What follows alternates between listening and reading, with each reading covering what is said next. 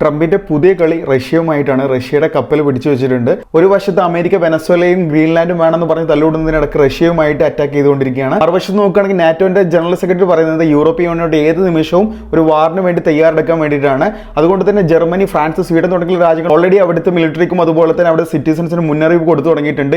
UK നമ്മൾ കഴിഞ്ഞ ദിവസങ്ങൾ കേട്ടാണ് റഷ്യയുമായിട്ടൊരു യുദ്ധം ഉണ്ടാവാനുള്ള ചാൻസ് ഉണ്ട്. അതുകൊണ്ട് തന്നെ നിങ്ങൾക്ക് മുന്നറിയിപ്പ് ഉണ്ട്. അതുപോലെ തന്നെ സ്വീഡൻ, ലിത്വാനിയയിലേക്ക് ഒരു യുദ്ധം ഉണ്ടാകുന്ന സമയത്ത് എന്തൊക്കെ സ്റ്റോക്കാണ് നിങ്ങൾക്ക് വേണ്ടത്, ബാറ്ററി, വാട്ടർ തുടങ്ങിയിട്ടുള്ള ലിസ്റ്റ് അടക്കം അവർ കൊടുത്തു കഴിഞ്ഞിട്ടുണ്ട്. അപ്പോൾ ലോക രാജ്യങ്ങൾ ഒട്ടാകെ ഒരു യുദ്ധത്തിന് വേണ്ടിയിട്ട് മുന്നിട്ട് നിൽക്കുകയാണ്. അതായത് 2026 ഏത് നിമിഷവും ഒരു യുദ്ധം നടക്കുന്നുള്ള രീതിയിലാണ് ഇപ്പോൾ മുന്നോട്ട് പോകുന്നത്. അതുകൊണ്ട് തന്നെ നിങ്ങൾ വളരെ നോക്കി കണ്ടും മാത്രം നിങ്ങൾ സ്റ്റോക്കിലാണെങ്കിലും അതുപോലെ തന്നെ ഫോറക്സിലാണെങ്കിലും എന്തിനു വേണമെങ്കിലും കളിക്കുക. ട്രംപിന്റെ ഓരോ കാര്യങ്ങൾ കാണുമ്പോൾ കുട്ടികളുടെ കയ്യിൽ കളിപ്പാട്ടം കിട്ടിയ പോലെയാണ്. മോദി എന്നെ സന്തോഷിപ്പിക്കണം, മറ്റവരെന്നെ സന്തോഷിപ്പിക്കണം, അതെനിക്ക് വേണം, ഇതും എനിക്ക് വേണം പറഞ്ഞ് തല്ലോടിക്കൊണ്ടിരിക്കുകയാണ്. ഇത് എവിടെ എത്തി അവസാനിക്കുന്നുള്ളത് നമുക്ക് ഒരിക്കലും പറയാൻ കഴിയില്ല. കാരണം റഷ്യയും ചൈനയൊക്കെ ഇടപെട്ട് കഴിഞ്ഞിട്ടുണ്ടെങ്കിൽ വലിയൊരു യുദ്ധത്തിലേക്ക് നടക്കാനുള്ള ചാൻസ് വളരെയധികം കൂടുതലാണ്.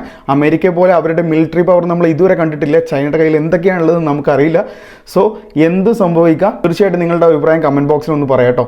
ബൈ.